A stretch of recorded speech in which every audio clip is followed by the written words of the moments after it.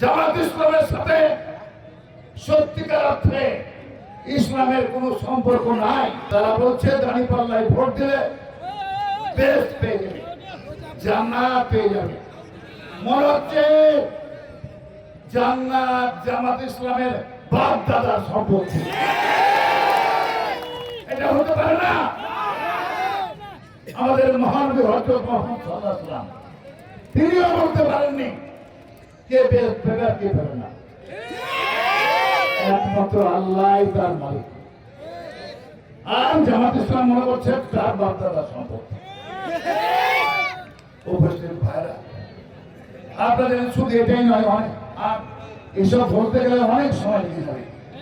শুধু এটা নয়, তারা বলছে রোজা পূজা এক, মুদ্রা এপার আর ওপার, নাউযুবিল্লাহ। তারা এসব কথা বলছে। কাজে ভাইরা আমার, সত্যিকার অর্থে জামাত ইসলাম একটি ইসলামী দল নয়। আপনারা ইউটিউবে টাচ মোবাইলের মাধ্যমে আমার বন্ধুদেরকে বলছি, নিশ্চয় আপনারা শুনেছেন যে ইসলাম ধ্বংস করার জন্য বড় বড় আলেমেরা বলছেন। আপনারা মোবাইল দেখেছেন, আর কারোর দরকার নাই। জামাত ইসলামী যথেষ্ট ইসলামকে ধ্বংস করে দেওয়ার জন্য। প্রিয় ভাই ও বোনেরা, বিএনপি হচ্ছে সত্যিকার অর্থে ইসলাম অনুরাগী দল।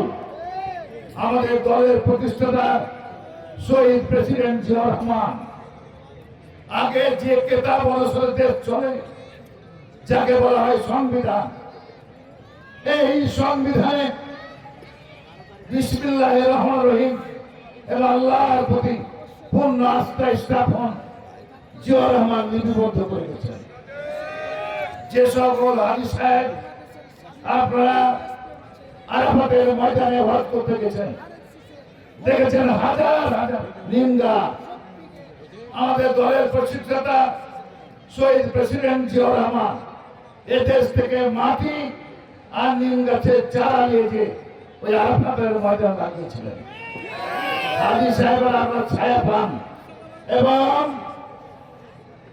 সারা মক্কা সহ সারা দুনিয়া এই নিম গাছ বলে না, বলে জিয়া গাছ। তাহলে ভাইরা আমার, সত্যিকার আরো অনেক ব্যাপার আছে, এটা বলা যাবে না, সময় নাই। সত্যিকার অর্থে ইসলাম অনুরাগী দল হচ্ছে বিএনপি।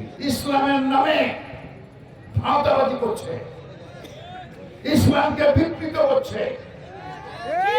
জামাত ইসলামের সাথে সত্যিকার অর্থে ইসলামের কোনো সম্পর্ক নাই।